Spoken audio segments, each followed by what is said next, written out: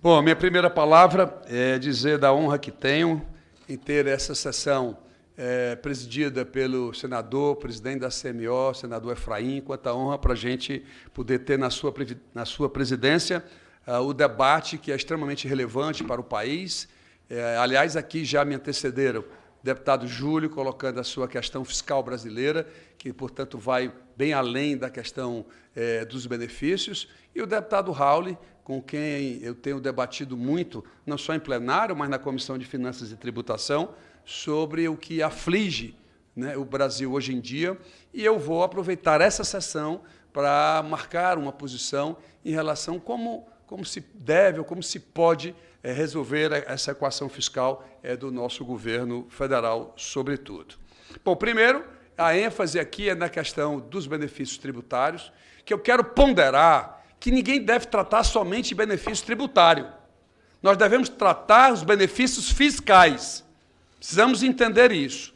Primeira diferença é que, quando se trata de benefício tributário, não vamos tratar mais somente os números que estão na LDO. Está na hora da gente modernizar isso, porque o Congresso Nacional aprovou a obrigatoriedade de uma declaração chamada DIRB, que é a Receita Federal. A Receita Federal já implementou, ou seja, a DIRB é aquela declaração de incentivo, benefícios, imunidades e assim por diante, onde a própria empresa não é mais estimativa da Receita Federal, onde a própria empresa diz qual é o tamanho do benefício. E isso já está catalogado, que isso representou o ministro Haddad, a Receita Federal está lá com esses números, o ministro Haddad já tem falado aí em 796, aliás, ele arredonda, né, para 800 bilhões de reais, presidente. 800 bilhões, não são 500 bilhões que nós estamos tratando aqui. Esse é o primeiro ponto, que esse seminário tem que ser agregado para a gente saber qual é o número real. Isso é um número que vai além das possibilidades que o Brasil pode oferecer dentro da sua estrutura orçamentária.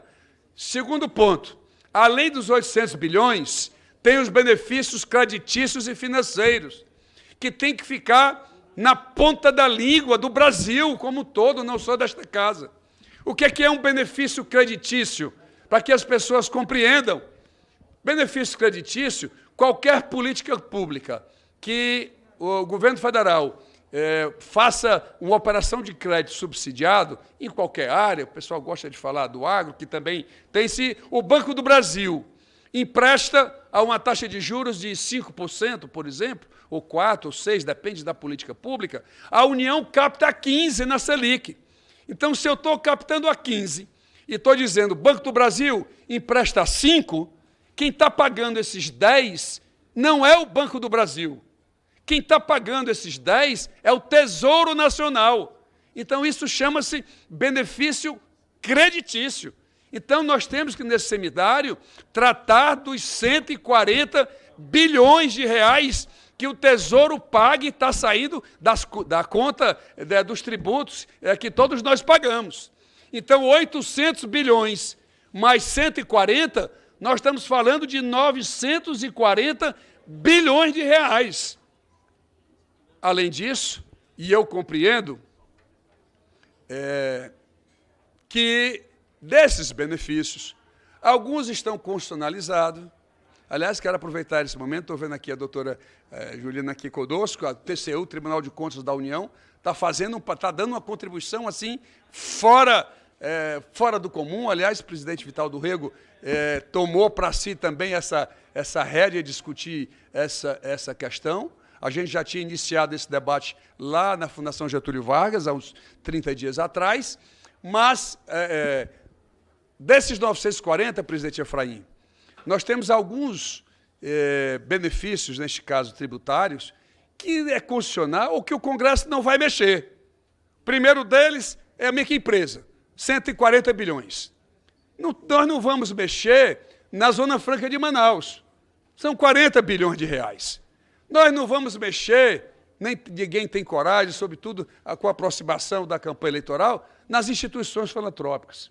Nem vamos mexer agora, mas nós tivemos coragem de mexer na reforma tributária, na cesta básica, que as pessoas não lembram, mas a cesta básica brasileira ela tem uma desoneração de 34 bilhões de reais.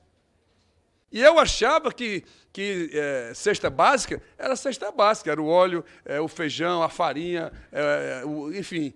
Quando eu fui analisar, sabe quantos produtos tem a cesta básica brasileira, deputado Júlio? 1.324 produtos. 1.324 produtos. Eu nem sabia que tinha essa renúncia de 34 bilhões de reais.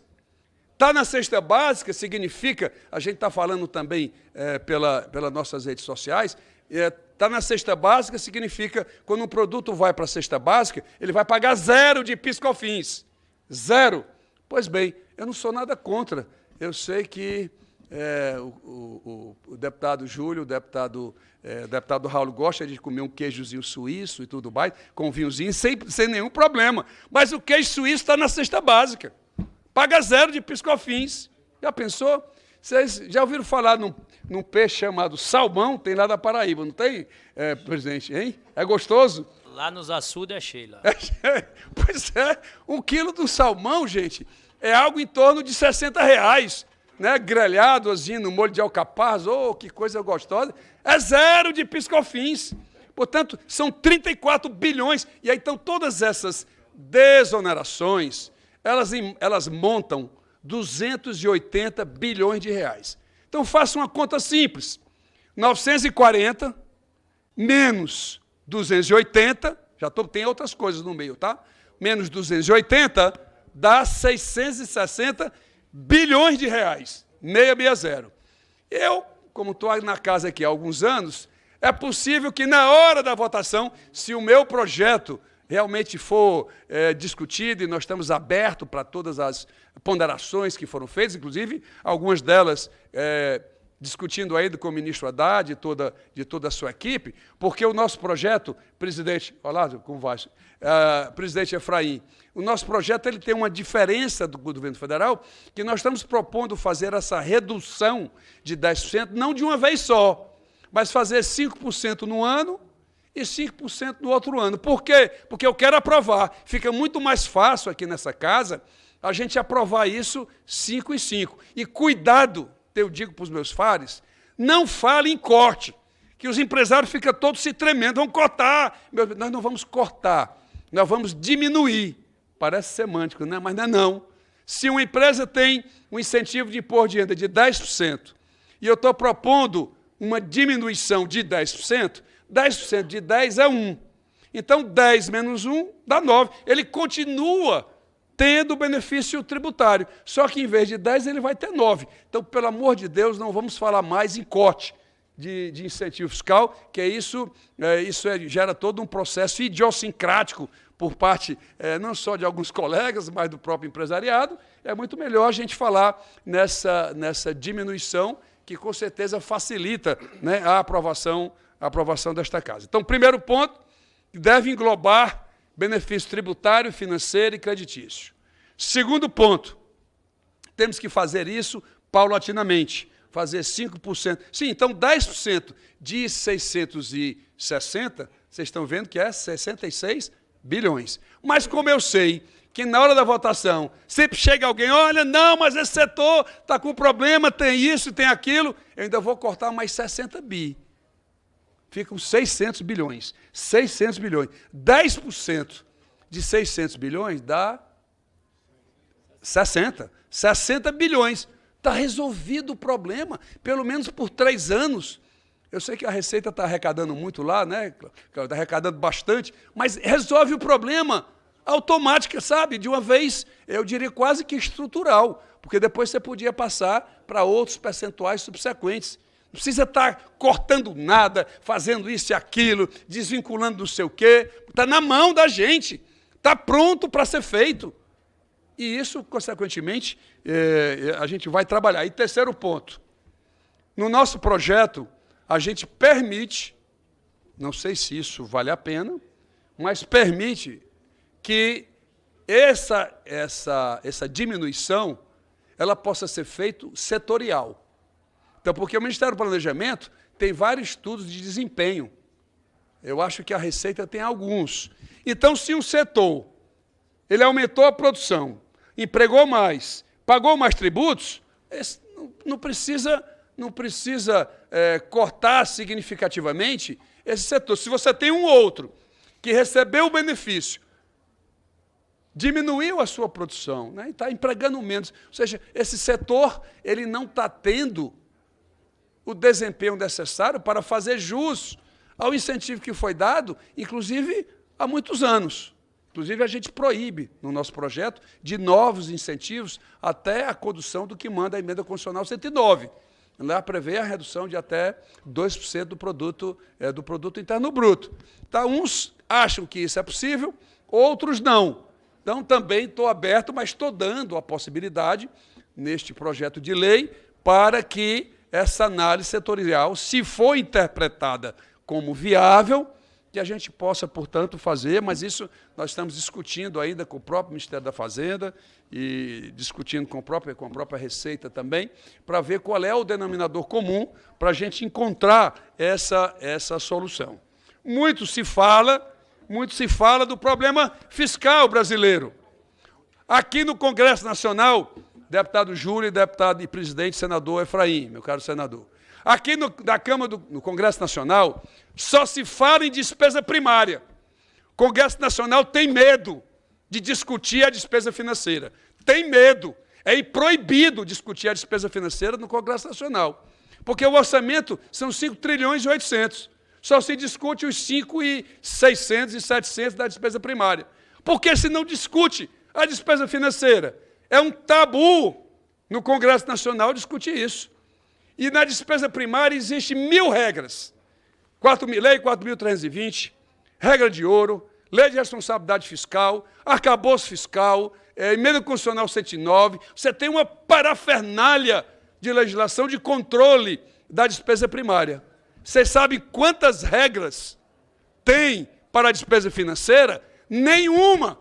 O sistema financeiro não deixa o Congresso Nacional votar qualquer matéria de controle, de acompanhamento.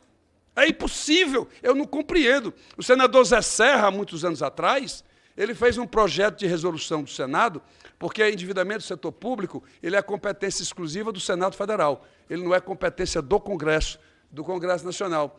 Fez um projeto de resolução, número 84, que agora foi reapresentado pelo senador Renan Calheiros, inclusive me chamou lá, fiquei muito feliz e honrado com o convite dele, para tentar disciplinar, porque hoje a Constituição e a Lei de Responsabilidade Fiscal obriga o Poder Executivo, inclusive, a disciplinar endividamento. E aí foi feito para os municípios não podem se endividar mais do que 1,2 vezes a sua receita corrente líquida. Os estados não podem se endividar mais do que 2 vezes a sua receita corrente líquida. E a União está proibida, o Congresso está proibido de votar. Já pensou onde é que nós estamos? E aí nós ficamos aqui discutindo corte de despesa primária, e aí vamos aos números. Vamos aos números agora para a gente poder compreender a dimensão que isso representa. Primeiro dizer que a despesa primária de 23 para 24, ela caiu. Essa história da gastança, a dívida pública em 2024 aumentou 1 trilhão, a gastança está demais, isso é um absurdo. Tudo furado, tudo furado. Vamos lá os números, para que a gente possa sair daqui com a versão dos números. As pessoas precisam ler, para poder estar falando alguma coisa sobre isso. Primeiro, eu quero voltar a dezembro de 24, quando o Congresso Nacional aprovou aquele pacote de corte de gastos, onde nós mudamos a regra do salário mínimo, que era inflação mais PIB de 2 anos, ia ser 3,2%, nós diminuímos para o limite do arcabouço, 2,5%. A regra do salário mínimo foi alterada, diminuído, né, esse percentual. Segundo, nós diminuímos o pagamento do abono, em vez de 2 salários mínimos, para 1,5%.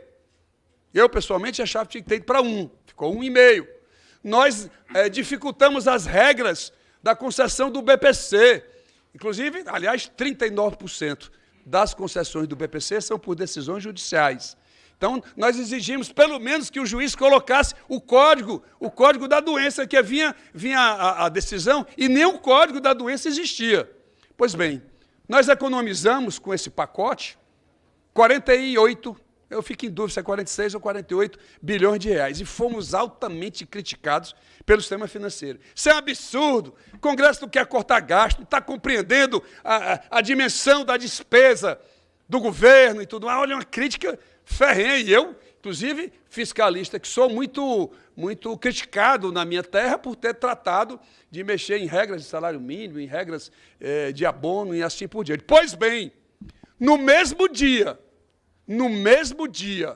que nós que nós aprovamos esses 48 ou 46 bilhões de reais de diminuição da despesa primária, no mesmo dia, o Banco Central aumentou a Selic em 1% e ainda fez um forward guidance de mais um e mais um.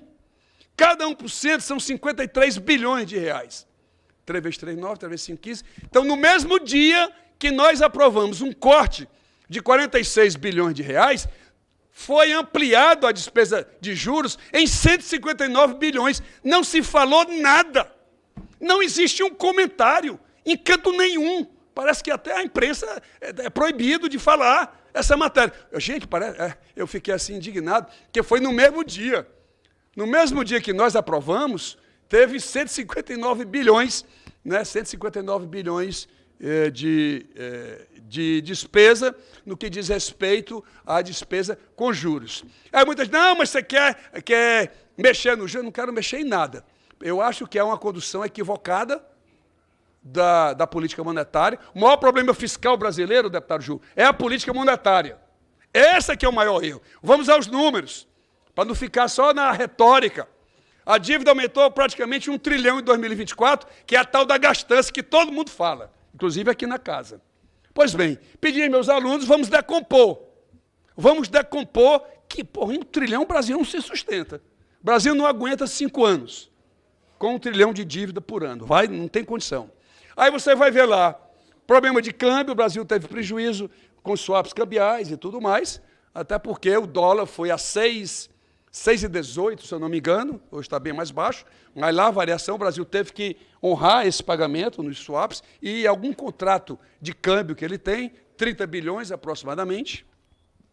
Teve um déficit primário, que todo mundo fala, a gastança, um déficit primário pelo Tesouro de 11 bilhões, pelo Banco Central, porque o Banco Central apura o resultado primário pela variação da dívida líquida, ou seja, entra tudo que é despesa. Aí lá entram os 30 bilhões do Rio Grande do Sul, lá entram os 700 milhões daquelas intempéries climáticas, entra tudo. Então, o resultado primário do Banco Central foi menos 41 bilhões. 11 do Tesouro, que não leva essas despesas extraordinárias, e 41 bilhões do Banco Central. Eu vou usar do Banco Central. Então, 30 bilhões, acho que são 32 de câmbio, magnitudes, 30 bilhões de câmbio, 40 bilhões de resultado primário, da gastança. E como é que foi para 1 trilhão? Sabe por quê? 932 bilhões de reais de juros da dívida pública.